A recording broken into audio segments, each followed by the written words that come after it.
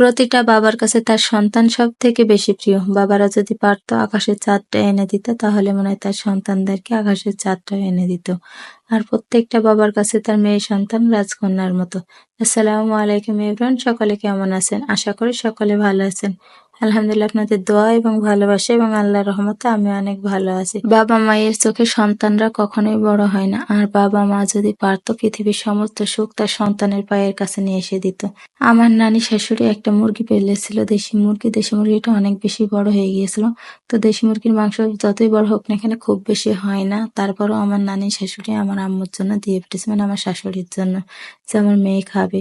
আসলে মায়ের মন এমনই হয়। আর আমার খালা শাশুড়ি ব্রয়লার মুরগি পুষেছিল, সে ব্রয়লার মুরগির মাংস দিয়েছিল।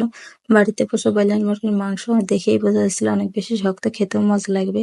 এর জন্য মাংসগুলোকে সুন্দর করে ধুয়ে নিয়ে পানি ঝরিয়ে এর ভিতরে মরিচের গুঁড়া আর লবণ দিয়ে মাখিয়ে রেখে দিলাম আধা ঘন্টার জন্য।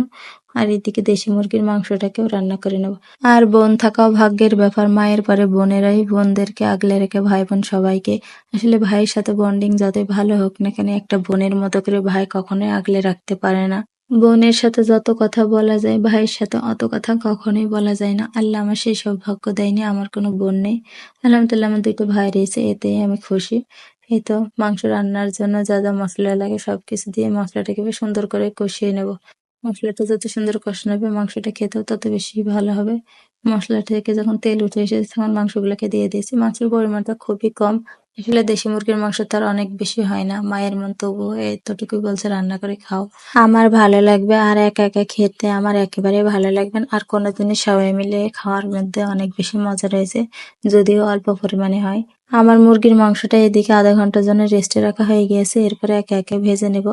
এখানে লেবুর রস দিয়ে মাখিয়ে রাখলে পরে সব থেকে বেশি ভালো হতো। ব্রয়লার মুরগির মাংসের এক্সট্রা একটা যে গন্ধ থাকে সেটা একেবারেই থাকে না, কিন্তু আমার বাসায় লেবু ছিল না, এর জন্য আমি দিতে পারিনি। এতে মাংসগুলোকে যাই হোক ভেজে নেবো। আর এইদিকে আমার দেশি মুরগির মাংসটা অনেকটা পরিমাণ কষে এসেছে।